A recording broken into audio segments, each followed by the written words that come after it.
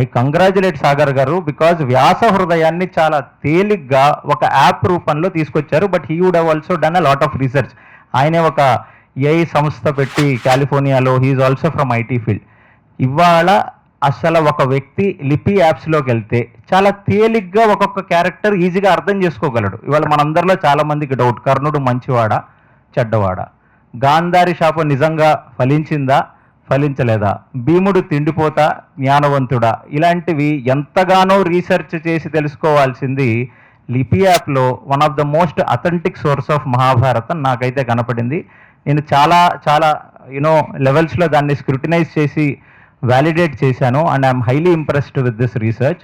So రాబోయే తరాలకి next generation I feel there is a bright age. Now it is a golden time. It is a time where we invest on our culture, we invest on our heritage, and we invest on Mahabharata Ramayanas for our life transformation. Thank you so much Sagar and Singaraj garu for doing this marvelous work. Hare Krishna.